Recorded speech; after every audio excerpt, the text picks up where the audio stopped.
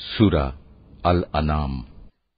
বিসমিল্লাহির রহমানির রহিম। রহমান রহিম আল্লাহ তাআলার নামে। সমস্ত প্রশংসা আল্লাহর জন্য, যিনি আকাশমালা ও ভূমণ্ডল পয়দা করেছেন এবং তিনি অন্ধকার সমূহ ও আলো সৃষ্টি করেছেন। অতঃপর যারা আল্লাহ তাআলাকে অস্বীকার করে তারা প্রকারান্তরে এর দ্বারা অন্য কিছুকেই তাদের মালিকের সমকক্ষ হিসেবে দাঁড় করায়। তিনি তোমাদের মাটি থেকে সৃষ্টি করেছেন, অতঃপর তিনি প্রত্যেকের জন্য বাঁচার একটি মেয়াদ নির্দিষ্ট করে দিয়েছেন। তেমনি তাদের চূড়ান্ত ধ্বংসের জন্যও তাঁর কাছে একটি সুনির্দিষ্ট মেয়াদ রয়েছে। তারপরেও তোমরা সন্দেহে লিপ্ত আছো। আসমান সমূহের এবং জমিনের সর্বত্র তিনিই তো হচ্ছেন একমাত্র আল্লাহ। তিনি যেমনি তোমাদের গোপন ও প্রকাশ্য বিষয়সমূহ জানেন, তেমনি তিনি জানেন তোমরা কে পাপ পুণ্যের কতটুকু উপার্জন করছো তাও। তাদের মালিকের নিদর্শনসমূহের মধ্যে এমন একটি নিদর্শনও নেই যা তাদের কাছে আসার পর তারা তা থেকে মুখ ফিরিয়ে নেয়নি। তাদের কাছে যতবারই আমার পক্ষ থেকে সত্য দিন এসেছে ততবারই তারা তা অস্বীকার করেছে। অচিরেই তাদের কাছে সে খবরগুলো এসে হাজির হবে যা নিয়ে তারা হাসি তামাশা করছিল। তারা কি দেখেনি তাদের আগে আমি এমন বহু জাতিকে বিনাশ করে দিয়েছি যাদের আমি পৃথিবীতে এমনভাবে প্রতিষ্ঠা দান করেছিলাম যা তোমাদেরও করিনি। আকাশ থেকে তাদের ওপর আমি প্রচুর বৃষ্টি বর্ষণ করেছি, আবার তাদের মাটির নিচ থেকে আমি ঝর্ণাধারা প্রবাহিত করে দিয়েছি। অতঃপর আমি তাদের পাপের কারণে চিরতরে ধ্বংস করে দিয়েছি, আর তাদের পর তাদের জায়গায় আবার আমি এক নতুন জাতির উত্থান ঘটিয়েছি।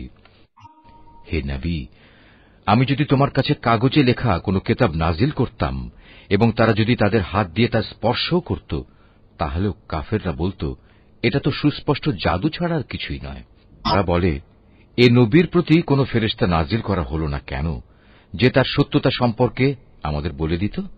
যদি সত্যিই আমি কোনো ফেরেশতা পাঠিয়ে দিতাম তাহলে তাদের ফয়সালা তো তখনই হয়ে যেত, এরপর তাদের তো আর কোনো অবকাশই দেয়া হতো না। তাছাড়া আমি যদি সত্যিই ফেরেশতা পাঠাতাম তাকেও তো মানুষের আকৃতিতেই পাঠাতাম, তখনও তো তারা এমনিভাবে আজকের মতো সন্দেহে নিমজ্জিত থাকত। তোমার আগেও বহু নবী রসুলকে এভাবে ঠাট্টা বিদ্রূপ করা হয়েছিল। অনন্তর তাদের মধ্যে যারা নবীর সাথে যে ঠাট্টা বিদ্রূপ করেছে তাই তাদের পরিবেষ্টন করে ফেলেছে। হে নবী, তুমি তাদের বলো, তোমরা এ পৃথিবীতে ঘুরে ফিরে দেখো, দেখো যারা নবী রসুলদের মিথ্যা প্রতিপন্ন করেছে তাদের কি ভয়াবহ পরিণাম হয়েছে। হে নবী, তুমি তাদের জিজ্ঞেস করো, আসমান সমূহ ও জমিনে যা কিছু আছে তা সব কার মালিকানাভুক্ত? তুমি বলো, এর সবকিছুই আল্লাহ তাআলার জন্য। মানুষদের উপর দয়া করাটা তিনি তার নিজের উপর কর্তব্য বলে স্থির করে নিয়েছেন। কিয়ামতের দিন তিনি তোমাদের অবশ্যই জড়ো করবেন, এতে বিন্দুমাত্র সন্দেহ নেই। সত্য স্বীকার করে যারা নিজেরাই নিজেদের ক্ষতি সাধন করেছে তারা এমন একটি দিনের আগমন কখনো বিশ্বাস করে না। রাত ও দিনের মাঝে যা কিছু স্থিতি লাভ করছে তার সবকিছুই তাঁর জন্য। তিনি এদের সবার কথা শোনেন এবং সবার অবস্থা দেখেন। তুমি বলো, আমি কিভাবে আসমানসমূহ ও জমিনের মালিক আল্লাহ তাআলাকে বাদ দিয়ে অন্য কাউকে নিজের পৃষ্ঠপোষক বানিয়ে নেব, অথচ তিনি সৃষ্টিলোকের সবাইকে আহার যোগান। তাঁকে কোন রকম আহার যোগানো যায় না। তুমি বলো, আমাকে আদেশ দেয়া হয়েছে যেন সবার আগে আমি মুসলমান হয়ে যাই, এবং আমাকে আরো আদেশ দেয়া হয়েছে তুমি কখনো মুশরিকদের দলে শামিল হইও না। তুমি আরো বলো, আমি যদি আমার মালিকের কথা না শুনি তাহলে আমি এক মহাদিবসের আযাব আমার উপর আপতিত হওয়ার ভয় করি। সে কিয়ামতের দিন যাকে তার শাস্তি থেকে রেহাই দেয়া হবে তার উপর নিঃসন্দেহে আল্লাহ তাআলা অনুগ্রহ করবেন, আর এটিই হবে সেদিনের সুস্পষ্ট সাফল্য।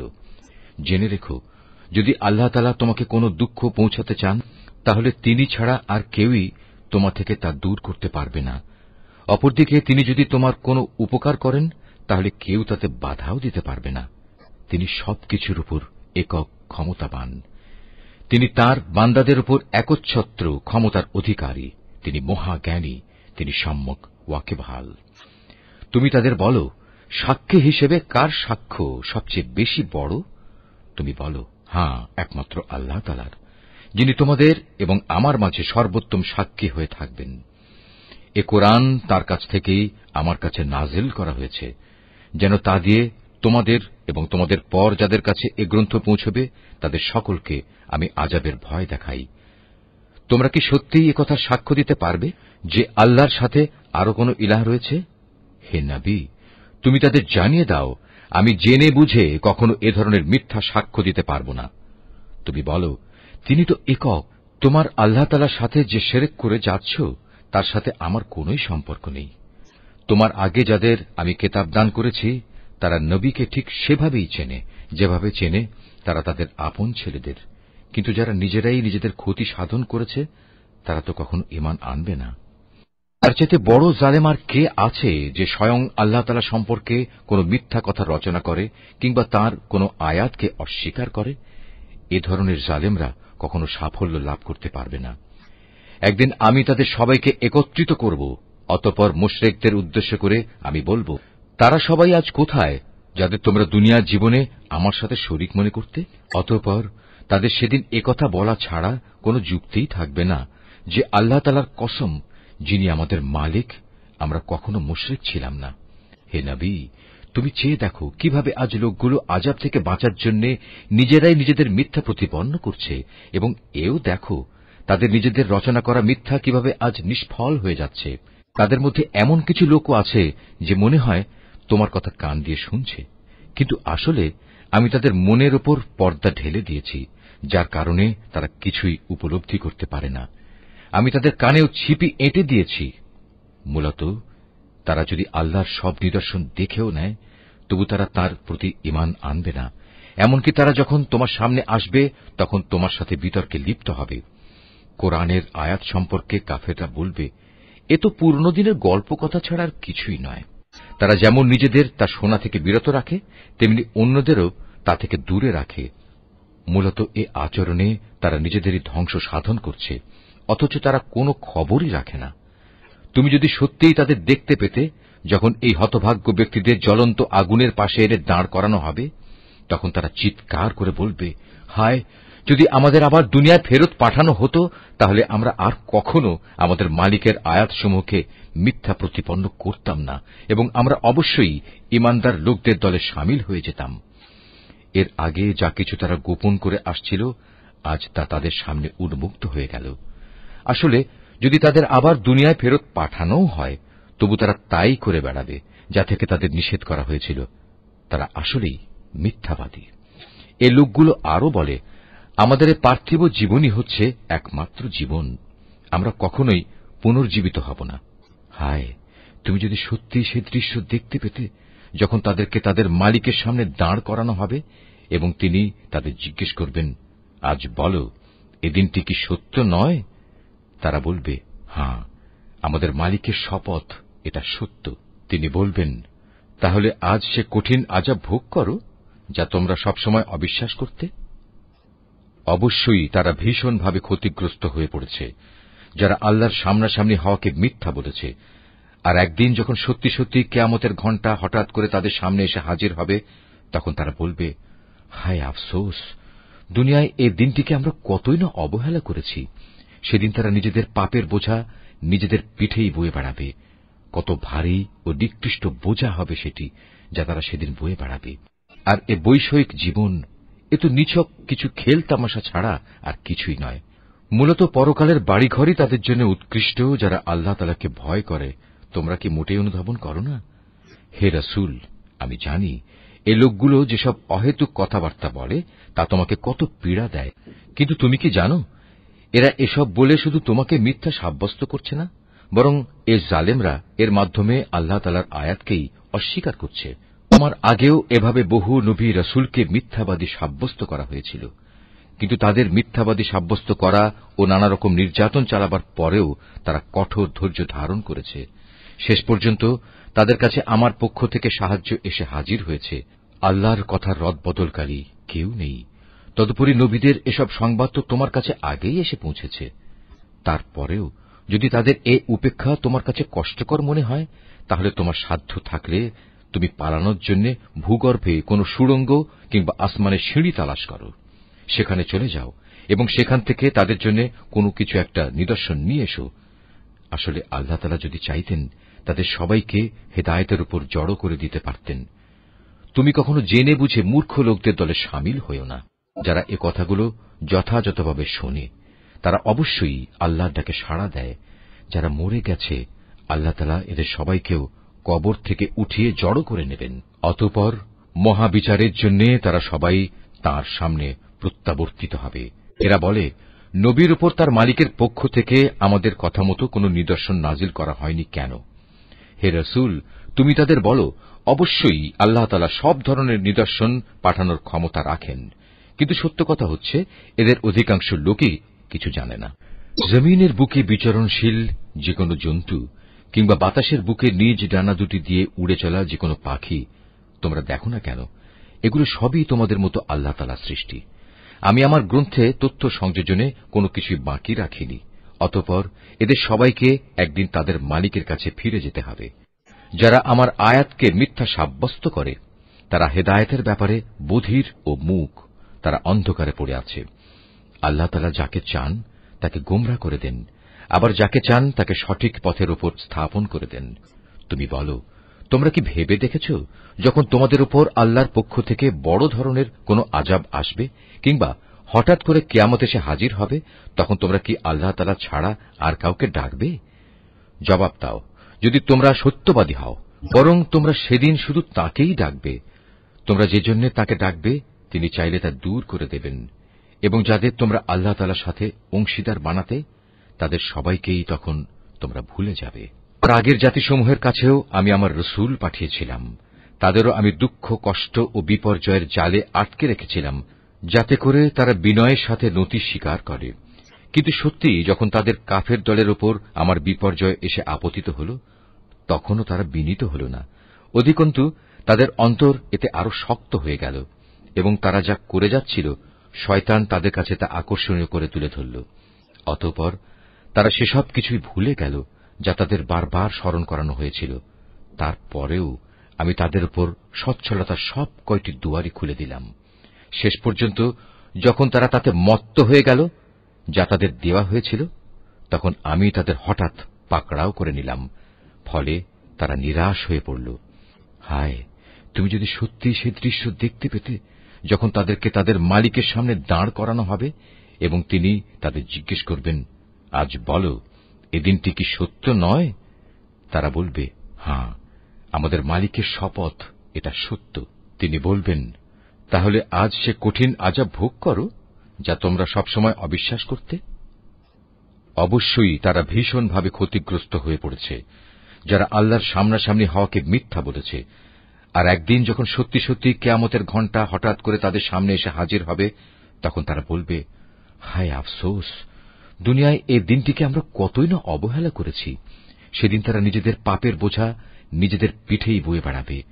কত ভারী ও নিকৃষ্ট বোঝা হবে সেটি যা তারা সেদিন বয়ে বেড়াবে। আর এ বৈষয়িক জীবন, এ তো নিছক কিছু খেল তামাশা ছাড়া আর কিছুই নয়। মূলত পরকালের বাড়িঘরই তাদের জন্য উৎকৃষ্ট যারা আল্লাহ তাআলাকে ভয় করে। তোমরা কি মোটেই অনুধাবন করো না? হে রাসূল, আমি জানি এ লোকগুলো যেসব অহেতুক কথাবার্তা বলে তা তোমাকে কত পীড়া দেয়, কিন্তু তুমি কি জানো এরা এসব বলে শুধু তোমাকে মিথ্যা সাব্যস্ত করছে না, বরং এ জালেমরা এর মাধ্যমে আল্লাহ তাআলার আয়াতকেই অস্বীকার করছে। তোমার আগেও এভাবে বহু নবী রাসূলকে মিথ্যাবাদী সাব্যস্ত করা হয়েছিল, কিন্তু তাদের মিথ্যাবাদী সাব্যস্ত করা ও নানা রকম নির্যাতন চালাবার পরেও তারা কঠোর ধৈর্য ধারণ করেছে। শেষ পর্যন্ত তাদের কাছে আমার পক্ষ থেকে সাহায্য এসে হাজির হয়েছে। আল্লাহর কথার রদবদলকারী কেউ নেই। তদুপরি নবীদের এসব সংবাদ তো তোমার কাছে আগেই এসে পৌঁছেছে।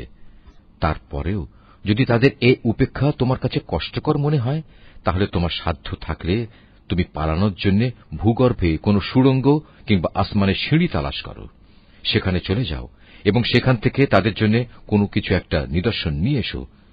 আসলে আল্লাহ তাআলা যদি চাইতেন তাদের সবাইকে হেদায়েতের উপর জড়ো করে দিতে পারতেন। তুমি কখনো জেনে বুঝে মূর্খ লোকদের দলে সামিল হইও না।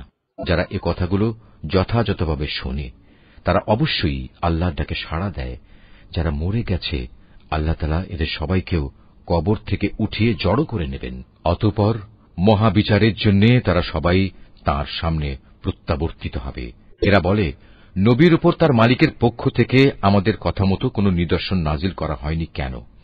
হে রসুল, তুমি তাদের বলো, অবশ্যই আল্লাহ তাআলা সব ধরনের নিদর্শন পাঠানোর ক্ষমতা রাখেন, কিন্তু সত্য কথা হচ্ছে এদের অধিকাংশ লোকই কিছু জানে না।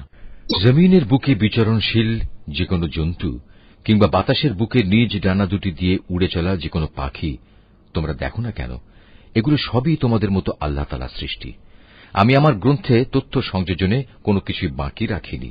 অতঃপর এদের সবাইকে একদিন তাদের মালিকের কাছে ফিরে যেতে হবে। যারা আমার আয়াতকে মিথ্যা সাব্যস্ত করে তারা হেদায়েতের ব্যাপারে বধির ও মূক, তারা অন্ধকারে পড়ে আছে। আল্লাহ তাআলা যাকে চান তাকে গোমরাহ করে দেন, আবার যাকে চান তাকে সঠিক পথের উপর স্থাপন করে দেন। তুমি বলো, তোমরা কি ভেবে দেখেছ যখন তোমাদের উপর আল্লাহর পক্ষ থেকে বড় ধরনের কোনো আযাব আসবে কিংবা হঠাৎ করে কিয়ামত এসে হাজির হবে, তখন তোমরা কি আল্লাহ তাআলা ছাড়া আর কাউকে ডাকবে? জবাব দাও, যদি তোমরা সত্যবাদী হও, বরং তোমরা সেদিন শুধু তাকেই ডাকবে। তোমরা যে জন্য তাকে ডাকবে তিনি চাইলে তা দূর করে দেবেন, এবং যাদের তোমরা আল্লাহ তাআলার সাথে অংশীদার বানাতে তাদের সবাইকেই তখন তোমরা ভুলে যাবে। আর আগের জাতিসমূহের কাছেও আমি আমার রসুল পাঠিয়েছিলাম, তাদেরও আমি দুঃখ, কষ্ট ও বিপর্যয়ের জালে আটকে রেখেছিলাম, যাতে করে তারা বিনয়ের সাথে নতি স্বীকার করে। কিন্তু সত্যি যখন তাদের কাফের দলের ওপর আমার বিপর্যয় এসে আপতিত হল, তখনও তারা বিনীত হল না। অধিকন্তু তাদের অন্তর এতে আরো শক্ত হয়ে গেল, এবং তারা যা করে যাচ্ছিল শয়তান তাদের কাছে তা আকর্ষণীয় করে তুলে ধরল। অতঃপর তারা সেসব কিছুই ভুলে গেল যা তাদের বারবার স্মরণ করানো হয়েছিল। তারপরেও আমি তাদের উপর সচ্ছলতার সব কয়টি দুয়ারই খুলে দিলাম। শেষ পর্যন্ত যখন তারা তাতে মত্ত হয়ে গেল যা তাদের দেওয়া হয়েছিল, তখন আমি তাদের হঠাৎ পাকড়াও করে নিলাম, ফলে তারা নিরাশ হয়ে পড়ল। এভাবেই যারা আল্লাহ তাআলার ব্যাপারে জুলুম করেছে তাদের মূলচ্ছেদ করে দেয়া হয়েছে। আর সকল প্রশংসা আল্লাহ তাআলার জন্যই, যিনি সৃষ্টিকুলের মালিক। হে রসুল, তাদের তুমি বলো, তোমরা কি একথা ভেবে দেখেছ, যদি আল্লাহ তাআলা কখনো তোমাদের শোনার ও দেখার ক্ষমতা কেড়ে নেন এবং তোমাদের অন্তরসমূহের উপর মোহর মেরে দেন, তবে আল্লাহ তাআলা ছাড়া তোমাদের দ্বিতীয় কোনো ইলাহ আছে কি যে তোমাদের এসব কিছু ফিরিয়ে দিতে পারবে? লক্ষ্য করো কিভাবে আমার আয়াতসমূহ আমি খুলে খুলে বর্ণনা করছি। আশ্চর্যের বিষয়, এ সত্ত্বেও তারা মুখ ফিরিয়ে নিচ্ছে। তুমি বলো, তোমরা চিন্তা করে দেখেছ কি, যদি কখনো অকস্মাৎ কিংবা প্রকাশ্যভাবে আল্লাহর আযাব তোমাদের উপর আপতিত হয়, তাতে কতিপয় জালেম সম্প্রদায়ের লোক ব্যতীত অন্য কাউকে ধ্বংস করা হবে কি? আমি তো রসুলদের জান্নাতের সুসংবাদবাহী ও জাহান্নামের সতর্ককারী ছাড়া অন্য কোন হিসাবে পাঠাই না। তারপর যে ব্যক্তি রসুলদের উপর ঈমান আনবে এবং এভাবে নিজেকে সংশোধন করে নেবে, এমন লোকদের পরকালে কোনো ভয় নেই এবং তাদের সেদিন কোন রকম চিন্তিত হতে হবে না। অপরদিকে যারা আমার আয়াতসমূহকে মিথ্যা প্রতিপন্ন করবে, তাদের এই নাফরমানির কারণে আমার আযাব সেদিন তাদের ঘিরে ধরবে। হে মুহাম্মদ, তুমি বলো, আমি তো তোমাদের একথা বলি না যে আমার কাছে আল্লাহ তাআলার বিপুল ধনভাণ্ডার রয়েছে, না একথা বলি আমি গায়েবের কোনো খবর রাখি, আর একথাও বলি না যে আমি একজন ফেরেশতা। আসলে আমি তো সেই ওহীরই অনুসরণ করি যা আমার উপর নাজিল করা হয়। তুমি বলো, অন্ধ আর চক্ষুষ্মান ব্যক্তি কি কখনো এক হতে পারে? তোমরা কি চিন্তা ভাবনা করে দেখো না? হে মুহাম্মদ, তুমি সে কিতাবের মাধ্যমে সেসব লোককে পরকালের আযাবের ব্যাপারে সতর্ক করে দাও, যারা এ ভয় করে যে তাদেরকে একদিন তাদের মালিকের সামনে একত্র করা হবে। সেদিন তাদের জন্য তিনি ছাড়া দ্বিতীয় কোনো সাহায্যকারী বন্ধু কিংবা কোনো সুপারিশকারী থাকবে না। আশা করা যায় তারা সাবধান হবে। যারা সকাল সন্ধ্যায় তাদের মালিককেই ডাকে, তাঁরই সন্তুষ্টি কামনা করে, তাদের তুমি কখনো তোমার কাছ থেকে সরিয়ে দিও না, কারণ তাদের কাজকর্মের জবাবদিহিতার দায়িত্ব যেমন তোমার উপর কিছুই নেই, তেমনি তোমার কাজকর্মের হিসাব কেতাবের কোন রকম দায়িত্ব তাদের উপর নেই। তারপরেও যদি তুমি তাদের তোমার কাছ থেকে দূরে সরিয়ে দাও, তাহলে তুমি বাড়াবাড়ি করা লোকদের দলে সামিল হয়ে যাবে। আর আমি এভাবেই তাদের একদল দ্বারা অন্য দলের পরীক্ষা নিয়েছি, যেন তারা একদল একথা বলতে পারে যে এরাই কি হচ্ছে আমাদের মাঝে সে দলের লোক যাদের উপর আল্লাহ তাআলা তার অনুগ্রহ করেছেন। আল্লাহ তাআলা কি ভালো করে জানেন না কারা তার প্রতি কৃতজ্ঞ? যারা আমার আয়াতসমূহের উপর ঈমান এনেছে তারা যখন তোমার কাছে আসবে, তখন তুমি তাদের বলো, আল্লাহ তাআলার পক্ষ থেকে তোমাদের উপর শান্তি বর্ষিত হোক। তোমাদের উপর অনুগ্রহ করাটা তোমাদের মালিক নিজের কর্তব্য বলে স্থির করে নিয়েছেন। তবে তোমাদের মধ্যে যদি কেউ কখনো অজ্ঞানতাবশত কোনো অন্যায় কাজ করে বসে এবং পরক্ষণে তওবা করে ও নিজের জীবন শুধরে নেয়, তাহলে আল্লাহ তাআলা তাকে ক্ষমা করে দেবেন। তিনি একান্ত ক্ষমাশীল ও পরম দয়ালু। আর এভাবেই আমি আমার আয়াতসমূহ বিশদভাবে বর্ণনা করি, যাতে অপরাধীদের পথ পরিষ্কার হয়ে যায়। আর এভাবেই আমি আমার আয়াতসমূহ বিশদভাবে বর্ণনা করি, যাতে অপরাধীদের পথ পরিষ্কার হয়ে যায়। হে মুহাম্মদ, তুমি তাদের বলে দাও, এক আল্লাহ তাআলাকে বাদ দিয়ে তোমরা আর যাদের গোলামি করছ, আমাকে তাদের গোলামি করতে নিষেধ করা হয়েছে। তুমি তাদের এও বলে দাও, আমি কখনো তোমাদের খেয়াল খুশির অনুসরণ করি না। তেমনটি করলে আমি নিঃসন্দেহে গোমরাহ হয়ে যাব এবং আমি আর সত্যের অনুসরণকারী দলের সাথে থাকব না। তুমি বলো, আমি অবশ্যই আমার মালিকের এক উজ্জ্বল দলিল প্রমাণের উপর প্রতিষ্ঠিত আছি এবং তাকেই তোমরা অস্বীকার করছ। তাকে অস্বীকার করার পরিণাম যা তোমরা দ্রুত দেখতে চাও, তা ঘটানোর ক্ষমতা আমার কাছে নেই। সব জিনিসের চূড়ান্ত ক্ষমতা তো কেবলমাত্র আল্লাহ তাআলার হাতেই রয়েছে। আর এই মহা সত্যটি তিনি তোমাদের কাছে বর্ণনা করছেন। তিনিই হচ্ছেন উত্তম ফয়সালাকারী। তুমি বলো, আযাবের যে বিষয়টার জন্য তোমরা তাড়াহুড়ো করছো, তা ঘটানো যদি আমার ক্ষমতার মধ্যে থাকত, তাহলে তোমাদের ও আমার মধ্যকার ফয়সালা আগেই হয়ে যেত। জালেমদের সাথে কি আচরণ করা উচিত, তা আল্লাহ তাআলা ভালো করেই জানেন। যাবতীয় অদৃশ্য বিষয়ের চাবি তাঁর হাতেই নিবদ্ধ রয়েছে। সেই অদৃশ্য খবর তো তিনি ছাড়া আর কারোরই জানা নেই। জলে স্থলে যেখানে যা কিছু আছে তা শুধু তিনিই জানেন। এই সৃষ্টিরাজির মধ্যে একটি পাতা কোথাও ঝরে না, যার খবর তিনি জানেন না।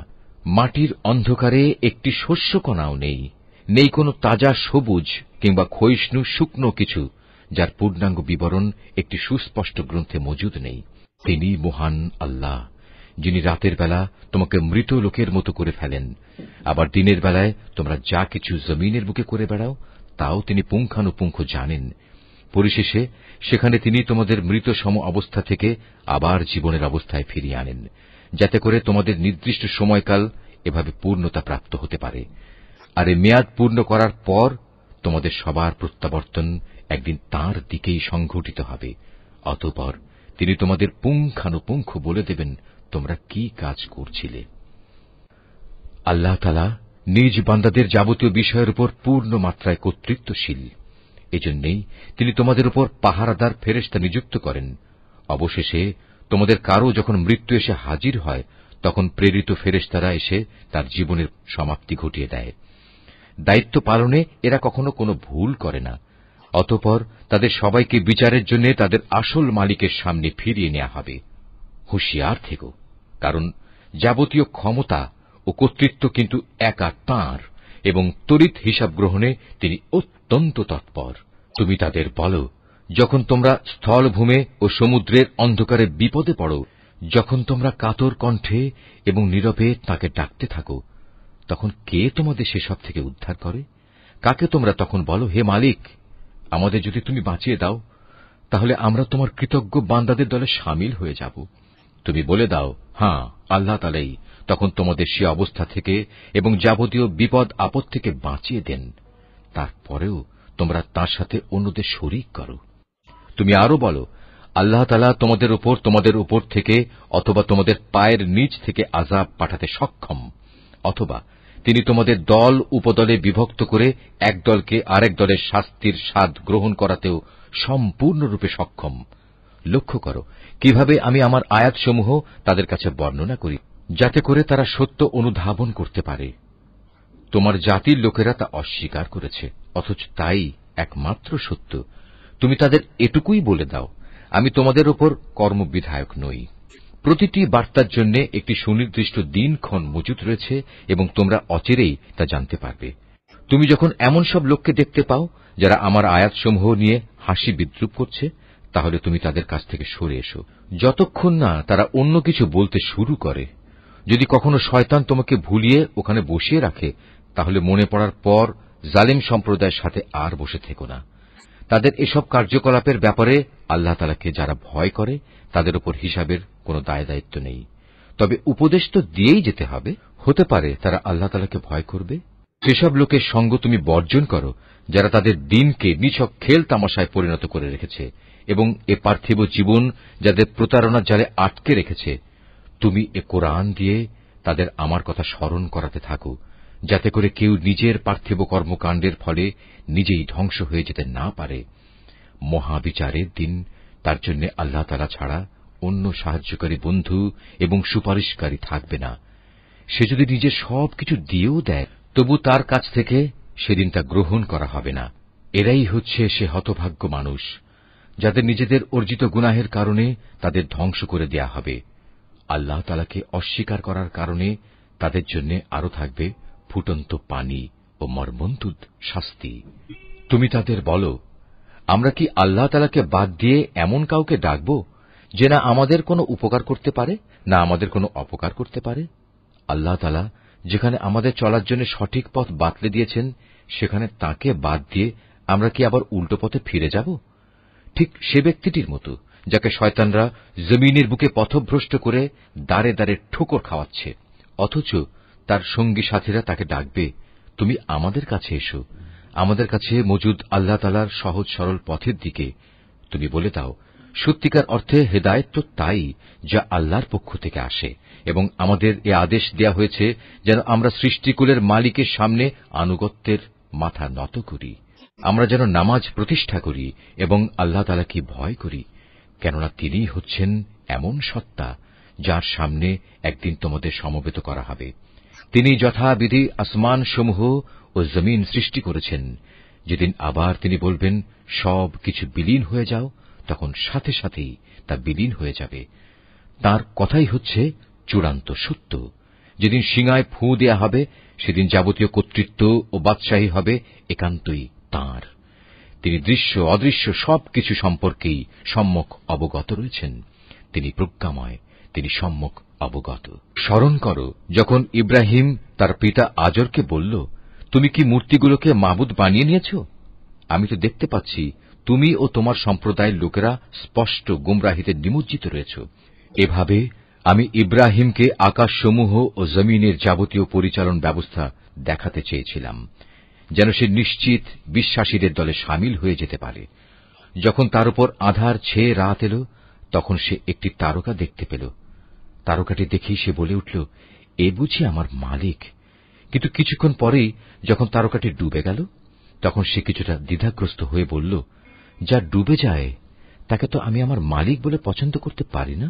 এবার যখন সে আকাশে একটি ঝলমলে চাঁদ দেখল, তখন বলল, হ্যাঁ, এই মনে হয় আমার মালিক। অতঃপর এক পর্যায়ে যখন তাও ডুবে গেল, তখন সে বলল, আমার রব যদি আমাকে সঠিক পথের দিশা না দেখান, তাহলে অবশ্যই আমি গোমরাহ লোকদের দলে সামিল হয়ে যাব। এরপর দিনের বেলায় সে যখন দেখল একটি আলোকোজ্জ্বল সূর্য, এবং দেখেই বলতে লাগল, মনে হচ্ছে এ আমার মালিক, কারণ এ যাবৎ যা দেখেছি এটা তার সবগুলোর বড়। সন্ধ্যা ঘনিয়ে আসতে আসতে তাও যখন ডুবে গেল, তখন ইব্রাহিম নতুন বিশ্বাসে বলীয়ান হয়ে নিজের জাতিকে ডেকে বলল, হে আমার সম্প্রদায়ের লোকেরা, তোমরা যেসব কিছুকে আল্লাহ তাআলার সাথে অংশীদার বানাও, আমি তা থেকে সম্পূর্ণ মুক্ত। আমি নিষ্ঠার সাথে সেই মহান সার্বভৌম মালিকের দিকেই আমার মুখ ফিরিয়ে নিচ্ছি, যিনি এই আসমানসমূহ ও জমিন সহ চাঁদ, সূরজ, গ্রহ, তারা সবকিছু পয়দা করেছেন। আমি এখন আর মুশরিকদের দলভুক্ত নই। এরপরই তার জাতির লোকেরা তার সাথে আল্লাহ তাআলার ব্যাপারে বিতর্ক শুরু করে দিল। জবাবে সে বলল, তোমরা কি আমার সাথে স্বয়ং কুল মখলুকাতের মালিক আল্লাহ তাআলার ব্যাপারে তর্ক করছ? অথচ তিনিই আমাকে সঠিক পথের দিশা দিয়েছেন। আমি এখন আর তোমাদের মাবুদদের ডরাই না, যাদের তোমরা আল্লাহ তাআলার কাজে অংশীদার মনে করো। অবশ্য আমার মালিক যদি অন্য কিছু চান, সেটা আলাদা কথা। আমার মালিকের জ্ঞান সব কিছুর উপর পরিব্যাপ্ত। এরপরেও কি তোমরা সতর্ক হবে না? তোমরা যাকে আল্লাহ তাআলার সাথে অংশীদার করো, তাকে আমি কিভাবে ভয় করব? অথচ তোমরা আল্লাহ তাআলার সাথে অন্যদের শরীক করতে ভয় পাও না, যাদের ব্যাপারে আল্লাহ তাআলা কোনো প্রমাণপত্র তোমাদের কাছে পাঠাননি।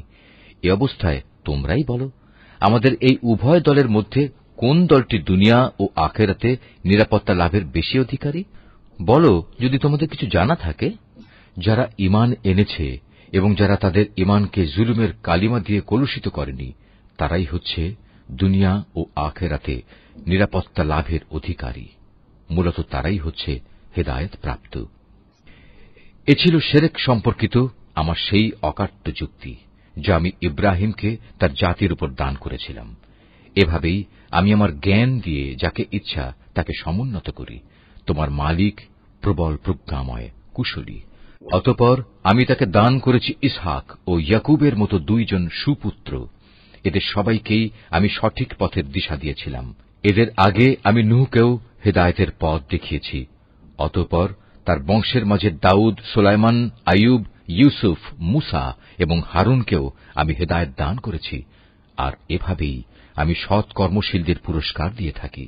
আল্লাহর নামে কঠিন শপথ করে বলে, যদি তাদের কাছে কোনো নিদর্শন আসে তাহলে অবশ্যই তারা তার উপর ঈমান আনবে। তুমি বলো, নিদর্শন পাঠানো সম্পূর্ণ তো আল্লাহ তাআলার নিজস্ব ব্যাপার। কে তোমাকে বুঝিয়ে দেবে যে নিদর্শন এলেও এরা কখনো ঈমান আনবে না?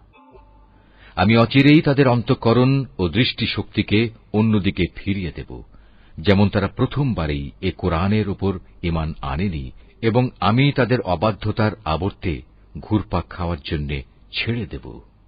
জাকারিয়া, ইয়াহিয়া, ঈসা এবং ইলিয়াসকেও আমি সঠিক পথ দেখিয়েছিলাম। এরা সবাই ছিল নেককারদের দলভুক্ত। আরো সৎ পথ দেখিয়েছিলাম ইসমাইল, ইয়াসা, ইউনুস এবং লূতকেও। এদের সবাইকেই আমি নবুয়ত দিয়ে সৃষ্টিকুলের উপর বিশেষ মর্যাদা দান করেছিলাম। এদের পূর্বপুরুষ, এদের পরবর্তী বংশধর ও এদের ভাই বন্ধুদেরও নেতৃত্বের জন্য নানাভাবে পুরস্কৃত করেছিলাম। আমি এদেরকেই বাছাই করে নিয়েছিলাম এবং সেজন্যই আমি এদের সবাইকে সরল পথে পরিচালিত করেছিলাম। এ হচ্ছে আল্লাহ তাআলার হেদায়েত। নিজ বান্দাদের মাঝে যাকে চান তিনি তাকেই এ হেদায়েত দান করেন। কিন্তু তারা যদি শিরক করত তাহলে তাদের যাবতীয় কর্ম অবশ্যই নিষ্ফল হয়ে যেত। এরাই ছিল সেসব লোক যাদের আমি কিতাব, প্রজ্ঞা ও নবুয়ত দান করেছি। আজ যদি তারা তা অস্বীকার করে তাতে আমার কোনোই ক্ষতি নেই। আমি তো অতীতে এমন এক সম্প্রদায়ের উপর এ দায়িত্ব অর্পণ করেছিলাম যারা কখনো এগুলো প্রত্যাখ্যান করেনি। আল্লাহ তাআলা এদের সবাইকে সৎ পথে পরিচালিত করেছেন। অতএব হে মুহাম্মদ, তুমি এদের পথেরই অনুসরণ করো এবং বলো, এজন্য আমি তোমাদের কাছ থেকে কোনো পারিশ্রমিক চাই না। আসলে এ হচ্ছে দুনিয়ার মানুষের জন্য একটি স্মরণিকা মাত্র। তারা আল্লাহ তাআলাকে তাঁর যথাযোগ্য মর্যাদা দান করেনি। বিশেষ করে যখন তারা বলল আল্লাহ তাআলা কোনো মানুষের উপর কোনো বস্তু গ্রন্থই নাজিল করেননি, তুমি তাদের জিজ্ঞেস করো, যদি তাই হয় তাহলে মুসার আনিত কিতাব, যা মানুষের জন্য ছিল এক আলোকবর্তিকা ও পথনির্দেশ, যা তোমরা কাগজের পাতায় লিখে রাখতে, যার কিছু অংশ তোমরা মানুষের সামনে প্রকাশ করতে এবং অধিকাংশই গোপন করে রাখতে। সর্বোপরি সে কিতাব দ্বারা তোমাদের এমন সব জ্ঞান শিক্ষা দেয়া হতো যার কিছুই তোমরা জানতে না এবং তোমাদের পূর্বপুরুষেরাও জানত না। তা কে নাজিল করেছেন? তুমি বলো, আল্লাহ তাআলাই তা নাজিল করেছেন। হে নবী, তুমি তাদের এ নিরর্থক আলোচনায় মত্ত থাকতে দাও।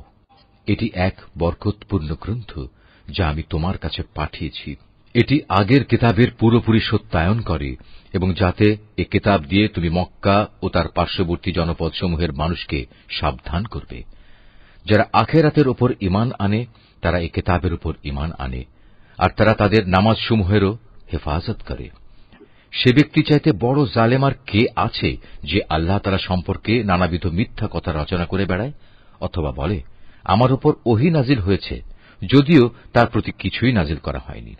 তার চাইতে বড় জালেম কে যে বলে আমি অচিরেই আল্লাহর নাজিল করা গ্রন্থের মতো কিছু নাজিল করে দেখাবো? যদি জালেমদের মৃত্যু যন্ত্রণা উপস্থিত হবার সময় তাদের অবস্থাটা তুমি দেখতে পেতে, যখন মৃত্যুর ফেরেশতারা তাদের দিকে হাত বাড়িয়ে দিয়ে বলবে, তোমাদের প্রাণবায়ু বের করে দাও। তোমরা আল্লাহ তাআলা সম্পর্কে যেসব অন্যায় কথা বলতে এবং আল্লাহর আয়াতের ব্যাপারে যে ক্ষমাহীন ঔদ্ধত্য প্রকাশ করতে, তার জন্য আজ অত্যন্ত অবমাননাকর এক আযাব তোমাদের দেয়া হবে। আজ তোমরা আমার সামনে একাকী নিঃসঙ্গ অবস্থায় এলে, যেমনি নিঃসঙ্গ অবস্থায় আমি তোমাদের প্রথমবার তৈরি করেছিলাম। অতঃপর তোমাদের আমি যা কিছু বিষয় সম্পদ দান করেছিলাম তার সবটুকুই তোমরা পেছনে ফেলে একান্ত খালি হাতে এখানে এসেছ। কই তোমাদের সাথে তোমাদের সুপারিশকারী ব্যক্তিরা, যাদের তোমরা মনে করতে তোমাদের কাজকর্মের ব্যাপারে তারাও অংশীদার, তাদের তো আজ তোমাদের সাথে দেখতে পাচ্ছি না। বস্তুত তাদের এবং তোমাদের মধ্যেকার সেই মিথ্যা সম্পর্ক আজ ছিন্ন ভিন্ন হয়ে গেছে, এবং তাদের ব্যাপারে তোমরা যা ধারণ করতে তাও আজ নিষ্ফল প্রমাণিত হয়ে গেছে। অবশ্যই আল্লাহ তাআলা শস্য বীজ ও আঁটিগুলো অঙ্কুরিত করেন। তিনি নির্জীব কিছু থেকে জীবন্ত কিছু বের করে আনেন, আবার তিনি জীবন্ত কিছু থেকে প্রাণহীন কোনো কিছু নির্গত করেন। এই সৃষ্টি কৌশলের মালিক হচ্ছেন আল্লাহ তাআলা। এর পরেও তোমরা কোথায় কোথায় ঠোকর খাচ্ছ বলো? রাতের আঁধার ভেদ করে তিনি উষার উন্মেষ ঘটান। তিনি রাতকে তোমাদের বিশ্রামের জন্য নির্দিষ্ট করে দিয়েছেন, এবং তোমাদের হিসাব কিতাবের জন্য তিনি পয়দা করেছেন চাঁদ ও সূরজকে। এ সবকিছুই হচ্ছে মহাপরাক্রমশালী ও জ্ঞানী আল্লাহ তাআলার নির্ধারণ করা বিষয়। তিনি তোমাদের জন্য অসংখ্য তারকা বানিয়ে রেখেছেন, যেন তোমরা জলে স্থলের আঁধারে পথের দিশা পেতে পারো। যে সম্প্রদায়ের লোকেরা নিজেদের পরিণাম সম্পর্কে জানে, তাদের জন্য আমি আমার নিদর্শনসমূহ খুলে খুলে বর্ণনা করেছি। তিনি তোমাদের মাত্র একটি ব্যক্তি সত্তা থেকে পয়দা করেছেন, অতঃপর তিনি বানিয়ে দিলেন তোমাদের থাকার জায়গা ও মাল সামানা রাখার জায়গা। জ্ঞানী লোকদের জন্য আমি আমার নিদর্শনগুলো এভাবেই বিস্তারিতভাবে বর্ণনা করে থাকি। তিনি আসমান থেকে পানির ধারা নাজিল করেন, অতঃপর সে পানি দিয়ে আমি সব রকমের উদ্ভিদ ও গাছপালা জন্মানোর ব্যবস্থা করি। তা থেকে সবুজ শ্যামল পাতা উদ্গত করি। পরে তা থেকে পরস্পর জড়ানো ঘন শস্য দানাও সৃষ্টি করি, এবং ফলের ভারে নুয়ে পড়া খেজুরের গোছা বের করে আনি। আঙুরের উদ্যানমালা, জলপাই ও আনার পয়দা করি। এগুলো একে অন্যের সদৃশ্য হয়, আবার একটার সাথে আর একটার গড় মিলও থাকে। গাছ যখন সুশোভিত হয় তখন একসময় তা ফলবান হয়, আবার যখন ফলগুলো পাকতে শুরু করে তখন তোমরা এই সৃষ্টি নৈপুণ্য দেখো। অবশ্যই এতে ঈমানদার লোকদের জন্য বহু নিদর্শন রয়েছে। জিনকে আল্লাহর সাথে শরীক মনে করে, অথচ আল্লাহ তাআলাই জিনদের পয়দা করেছেন। অজ্ঞতার বশবর্তী হয়ে তারা আল্লাহ তাআলার উপর পুত্র কন্যা ধারণের অপবাদও আনায়ন করে, অথচ আল্লাহ তাআলা মহামান্বিত। এরা যা বলে তিনি তার চাইতে অনেক মহান ও পবিত্র। তিনি আসমান সমূহ ও জমিনের একক উদ্ভাবক। এদের তুমি বলো, তার সন্তান হবে কিভাবে? তার তো জীবন সঙ্গিনীই নেই। সবকিছু তো তিনিই পয়দা করেছেন, এবং সবকিছু সম্পর্কে তিনি পুরোপুরি ওয়াকেবহাল রয়েছেন। এ হচ্ছেন আল্লাহ তাআলা, তোমাদের মালিক। তিনি ছাড়া আর কোনো মাবুদ নেই। সবকিছুর একক স্রষ্টা তিনি। সুতরাং তোমরা তাঁরই ইবাদত করো। সবকিছুর উপর তিনি চূড়ান্ত তত্ত্বাবধায়ক বটে। কোন সাধারণ দৃষ্টি তাকে দেখতে পায় না, অথচ তিনি সবকিছুই দেখতে পান। তিনি সূক্ষ্মদর্শী, তিনি সবকিছু সম্পর্কেই খোঁজ খবর রাখেন।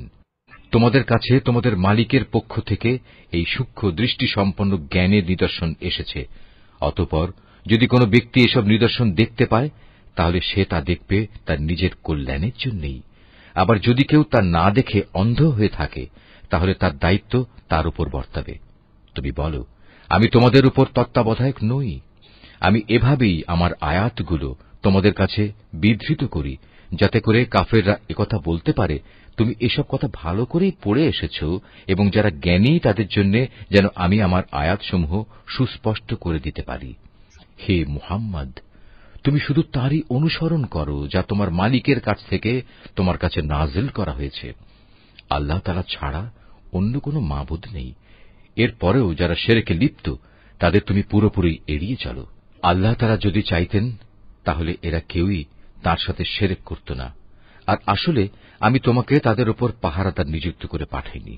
সত্যি কথা হচ্ছে, তুমি তো তাদের উপর কোনো অভিভাবকও নাও। তারা আল্লাহ তাআলার বদলে যাদের ডাকে, তাদের তোমরা কখনো গালিগালাজ করো না, নইলে অজ্ঞতার বশবর্তী হয়ে না জেনে আল্লাহ তাআলাকে তারা গালি দেবে। আমি প্রত্যেক জাতির কাছেই তাদের নিজেদের কার্যকলাপ সুশোভন করে রেখেছি। অতঃপর সবাইকেই তাদের মালিকের কাছে ফিরে যেতে হবে।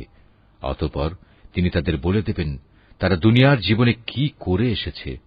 এমনকি আমি যদি তাদের কাছে আমার ফেরেশতাও পাঠিয়ে দেই, এবং কবর থেকে মৃত ব্যক্তিরাও যদি উঠে এসে তাদের সাথে কথা বলে, কিংবা আমি যদি দুনিয়ার সমুদয় বস্তুও এনে তাদের ওপর জড়ো করে দিই, তবু এরা কখনো ঈমান আনবে না। অবশ্য এদের কারো ব্যাপারে যদি আল্লাহ তাআলা ভিন্ন কিছু চান তা আলাদা কথা। আসলে এদের অধিকাংশ ব্যক্তি মূর্খের আচরণ করে। আমি এভাবেই প্রত্যেক নবীর জন্য যুগে যুগে কিছু কিছু দুশমন বানিয়ে রেখেছি মানুষের মাঝ থেকে, কিছু আবার জিনদের মাঝ থেকে, যারা প্রতারণা করার উদ্দেশ্যে একে অন্যকে চমকপ্রদ কথা বলে। তোমার মালিক চাইলে তারা অবশ্য এটা করতে পারত না। অতএব তুমি তাদের ছেড়ে দাও, তারা যা পারে মিথ্যা রচনা করে বেড়াক। যারা শেষ বিচারের দিনের উপর ঈমান রাখে না, তাদের মন এর ফলে শয়তানের প্রতি অনুরাগী হয়ে পড়ে, যাতে করে তারা তার ব্যাপারে সন্তুষ্ট থাকতে পারে। সর্বোপরি তারা যেসব কুকর্ম চালিয়ে যেতে চায় তাও এর ফলে নির্বিঘ্নে তারা চালিয়ে যেতে পারে। তুমি বলো, আমি কি আল্লাহ তাআলা ছাড়া অন্য কোন ফয়সালাকারী সন্ধান করব? অথচ তিনিই হচ্ছেন সেই মহান সত্তা, যিনি তোমাদের কাছে তাঁর কেতাব সবিস্তার নাজিল করেছেন। আগে যাদের আমি আমার কেতাব দান করেছিলাম তারা জানে, তোমার মালিকের পক্ষ থেকে সত্যবাণী নিয়েই এটা আল কোরআন নাজিল করা হয়েছে। অতএব তুমি কখনো সন্দিহানদের অন্তর্ভুক্ত হও না। ন্যায় ও ইনসাফের আলোকে তোমার মালিকের কথাগুলো পরিপূর্ণ, এবং তার এ কথা পরিবর্তন করার কেউ নেই। তিনি সর্বশ্রোতা, সর্বজ্ঞ। হে মুহাম্মদ, দুনিয়ার অধিকাংশ মানুষের কথা যদি তুমি মেনে চলো, তাহলে তারা তোমাকে আল্লাহ তাআলার পথ থেকে বিচ্যুত করে ছাড়বে, কেননা এরা নিছক অনুমানের উপর ভিত্তি করেই চলে। অধিকাংশ ব্যাপারেই এরা মিথ্যা কথা ছড়ায়। তোমার মালিক নিঃসন্দেহে একথা ভালো করেই জানেন কে তাঁর পথ ছেড়ে বিপথগামী হচ্ছে, আবার কে সঠিক পথের অনুসারী তাও তিনি সম্যক অবগত রয়েছেন। যদি আল্লাহ তাআলার আয়াতের উপর তোমরা বিশ্বাস করো, তাহলে তোমরা শুধু সেসব জন্তুর গোশত খাবে যার উপর জবাই করার সময় আল্লাহ তাআলার নাম নেওয়া হয়েছে। তোমাদের একই হয়েছে, তোমরা সেসব জন্তুর গোশত কেন খাবে না যার উপর জবাইয়ের সময় আল্লাহ তাআলার নাম নেওয়া হয়েছে? বিশেষ করে যখন আল্লাহ তাআলা পরিষ্কার করে বলে দিয়েছেন যে তিনি তোমাদের উপর কোন কোন বস্তু হারাম করেছেন। সে কথা আলাদা যখন তোমাদের একান্ত নিরুপায় অবস্থায় ফেলে দেয়া হয়। অধিকাংশ মানুষ সুষ্ঠু জ্ঞান ছাড়াই নিজেদের খেয়াল খুশি মতো মানুষকে বিপথে চালিত করে। নিঃসন্দেহে তোমার মালিক সীমা লঙ্ঘনকারীদের ভালো করেই জানেন। তোমরা প্রকাশ্য গুনাহ থেকে বেঁচে থাকো, গোপন গুনাহ থেকেও বেঁচে থাকো। নিঃসন্দেহে যারা কোনো গুনাহের কাজ করবে তাদের কৃতকর্মের যথাযথ ফল তাদের প্রদান করা হবে।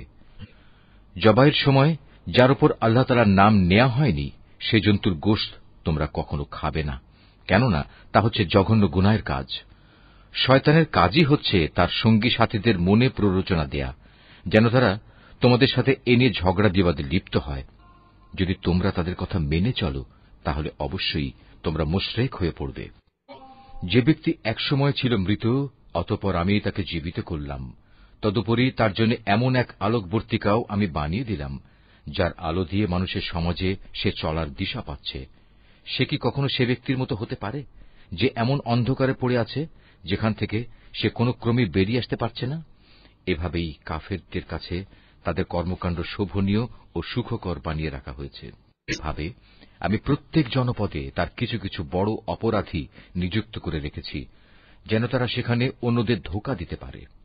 আসলে এসব কিছুর মাধ্যমে তারা তাদের নিজেদেরই প্রতারিত করছে, অথচ তারা নিজেরা একথাটা মোটেই উপলব্ধি করতে পারছে না।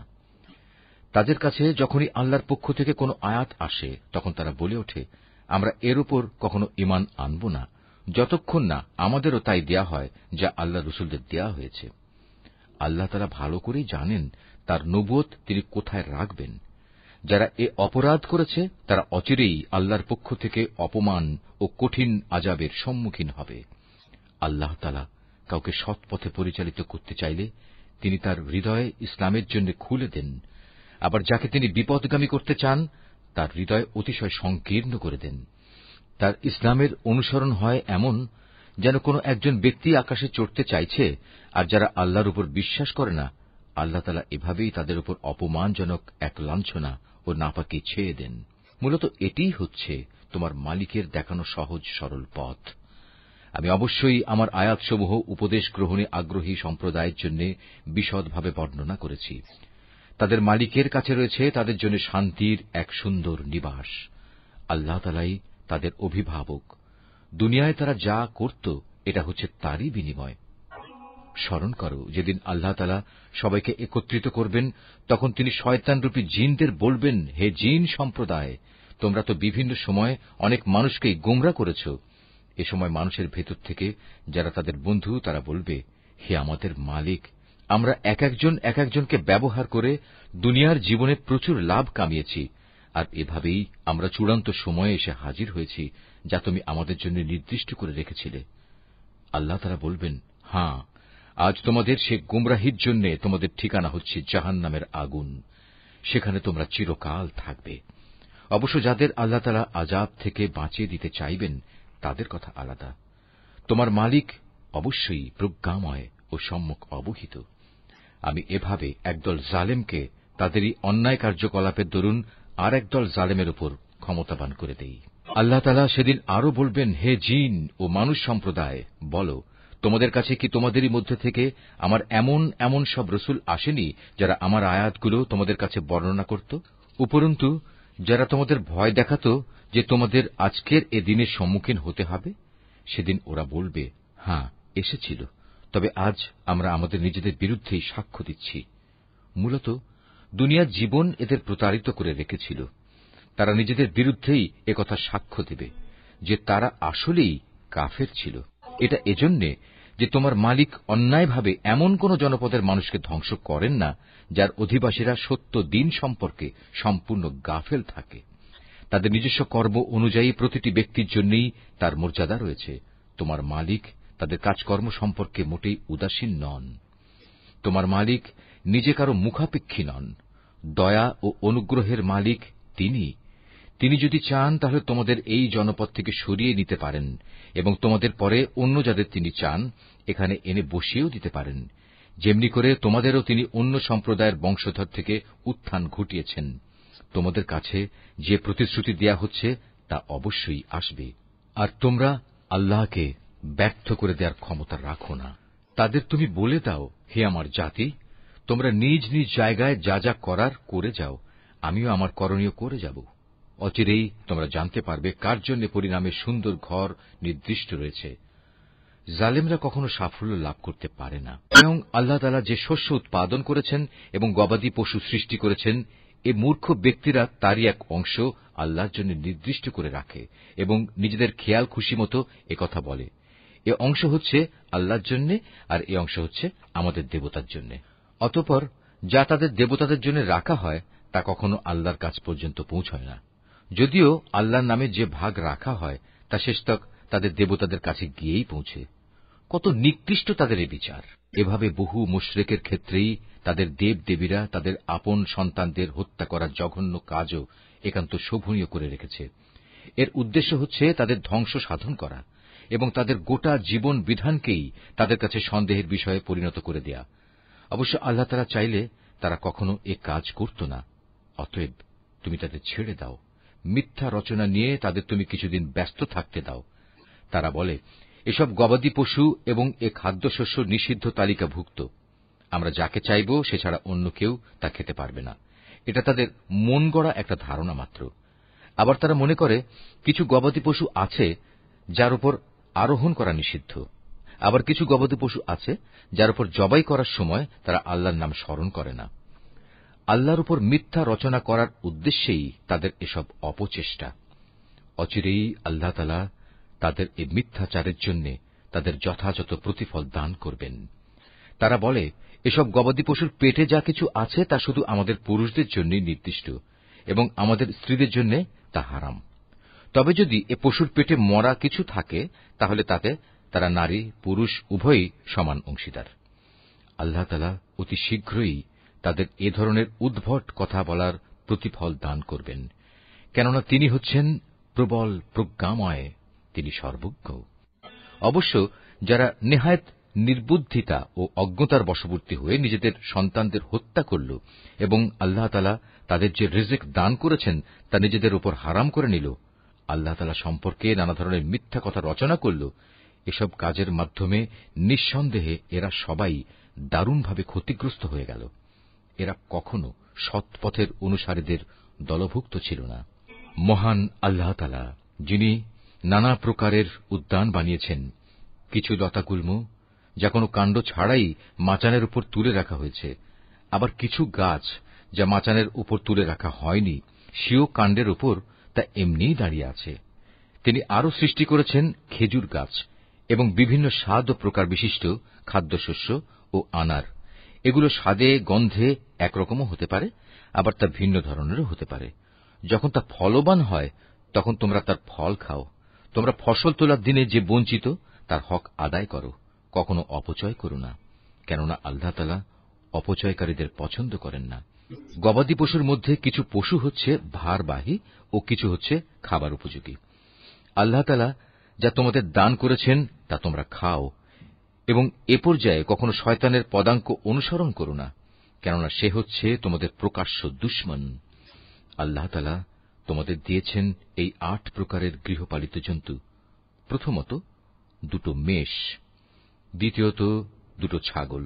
হে মুহাম্মদ, তুমি তাদের জিজ্ঞেস করো, এর নর 2 কিংবা মাদি 2 কিংবা তাদের পেটে যা কিছু আছে তার কোনটি কি আল্লাহ তাআলা তোমাদের জন্য হারাম করেছেন? তোমরা আমাকে প্রমাণ সহ বলো, যদি তোমরা সত্যবাদী হও। তৃতীয়ত 2 উট, চতুর্থত 2 গরু। এর নর 2 কিংবা মাদি 2 কি আল্লাহ তাআলা হারাম করেছেন, অথবা এদের উভয়ের পেটে যা কিছু আছে তাকে তিনি তোমাদের জন্য হারাম করেছেন? আল্লাহ তাআলা যখন এ আদেশ দিয়েছিলেন তখন তোমরা কি সেখানে উপস্থিত ছিলে? অতঃপর তার চাইতে বড় জালেম আর কে হতে পারে, যে মানুষকে গোমরা করার জন্য অজ্ঞতাবশত আল্লাহর নামে মিথ্যা কথা রচনা করে? নিশ্চয়ই আল্লাহ তাআলা সীমা লঙ্ঘনকারী সম্প্রদায়কে সঠিক পথে পরিচালিত করেন না। হে মুহাম্মদ, তুমি এদের বলো, আমার কাছে যে ওহী পাঠানো হয়েছে তাতে একজন ভোজনকারী মানুষ সাধারণত যা খেতে পারে তার মধ্যে এমন কোন জিনিস তো আমি পাচ্ছি না যা হারাম করা হয়েছে। হ্যাঁ, তা যদি মরা জন্তু, প্রবাহিত রক্ত এবং শুয়োরের গোশত হয় তাহলে তা অবশ্যই হারাম, কেননা এসব হচ্ছে নাপাক। অথবা এমন এক অবৈধ জন্তু যা আল্লাহ ছাড়া অন্য কারো নামে জবাই করা হয়েছে। তবে যদি কাউকে নাফরমানি এবং সীমা লঙ্ঘনজনিত অবস্থা ব্যতি রেখে এর কোন একটি জিনিস খেতে বাধ্য করা হয়, তাহলে তার ক্ষেত্রে তোমার মালিক অবশ্যই ক্ষমাশীল ও পরম দয়ালু। আর আমি ইহুদীদের জন্য নখযুক্ত সব পশুই হারাম করে দিয়েছি। গরু এবং ছাগলের চর্বিও আমি তাদের জন্য হারাম করেছি। তবে জন্তুর চর্বির যা কিছু পিঠ, আঁত কিংবা হাড়ের সাথে জড়ানো থাকে তা হারাম নয়।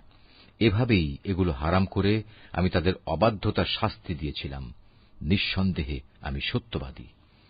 এরপরেও যদি তারা তোমাকে মিথ্যাবাদী বলে তাহলে তুমি বলো, অবশ্যই তোমাদের মালিক এক বিশাল দয়ার আধার।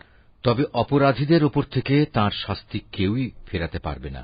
অচিরেই এ মুশরিক লোকগুলো বলতে শুরু করবে, যদি আল্লাহ তাআলা চাইতেন তাহলে আমরা ও আমাদের পূর্বপুরুষরা তো শিরক করতাম না, আর এভাবে আমরা কোনো জিনিসও নিজেদের উপর হারাম করে নিতাম না। তুমি তাদের বলো, এর আগেও অনেকে এভাবে আল্লাহর আয়াতকে অস্বীকার করেছে। অবশেষে তারা আমার শাস্তির স্বাদ ভোগ করেছে। তুমি তাদের জিজ্ঞেস করো, তোমাদের কাছে কি সত্যিই এমন কোন জ্ঞান মজুদ আছে? থাকলে অতঃপর তা বের করে আমার কাছে নিয়ে এসো। তোমরা তো কল্পনার উপর নির্ভর করে কথা বলো এবং হামেশাই মিথ্যার অনুসরণ করো। তুমি আরো বলো, সবকিছুর চূড়ান্ত প্রমাণ তো আল্লাহ তাআলার কাছেই রয়েছে। তিনি যদি চাইতেন তাহলে তিনি তোমাদের সবাইকেই সৎ পথে পরিচালিত করে দিতেন। হে মুহাম্মদ, তুমি বলো, যাও তোমাদের সেসব সাক্ষী নিয়ে এসো যারা একথা সাক্ষ্য দেবে যে আল্লাহ তাআলাই এসব জিনিস তোমাদের উপর হারাম করেছেন। তাদের মধ্যে কিছু সাক্ষী যদি সাক্ষ্য দেয়ও, তবু তুমি তাদের সাথে কোনো সাক্ষ্য দিও না। যারা আমার আয়াতকে অস্বীকার করেছে, যারা পরকালের উপর ঈমান আনেনি, উপরন্তু যারা অন্য কিছুকে তাদের মালিকের সমকক্ষ মনে করে, তাদের তুমি কখনো অনুসরণ করো না। হে মুহাম্মদ, তুমি বলো, এসো আমি বরং তোমাদের বলে দিই, তোমাদের মালিক কোন কোন জিনিস তোমাদের জন্য হারাম করেছেন।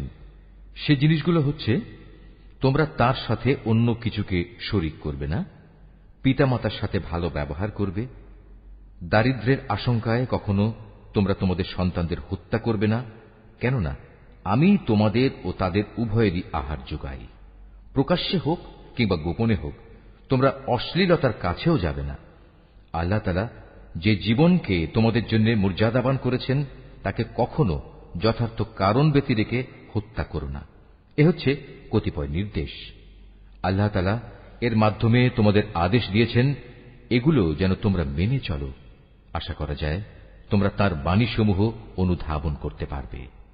তোমরা কখনো এতিমদের সম্পদের কাছেও যাবে না, তবে উদ্দেশ্য যদি নেক হয় তাহলে সে একটা নির্দিষ্ট বয়সসীমার পৌঁছা পর্যন্ত কোন পদক্ষেপ নিলে তা ভিন্ন কথা।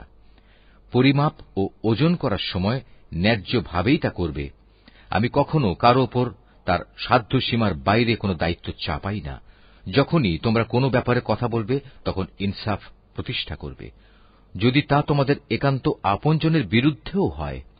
তোমরা আল্লাহ তাআলাকে দেয়া সব অঙ্গীকার পূরণ করো। এ হচ্ছে আরো কতিপয় আদেশ। এর মাধ্যমে আল্লাহ তাআলা তোমাদের আদেশ দিয়েছেন তোমরা যেন এগুলো মেনে চলো। আশা করা যায় তোমরা উপদেশ গ্রহণ করতে পারবে। এটা হচ্ছে আমার দেখানো সহজ সরল পথ। অতএব একমাত্র এ পথেরই তোমরা অনুসরণ করো। কখনো ভিন্ন পথ অবলম্বন করো না, কেননা ভিন্ন পথ অবলম্বন করলে তা তোমাদের তাঁর পথ থেকে বিচ্ছিন্ন করে দেবে। এ হচ্ছে আরো কয়েকটি নির্দেশ।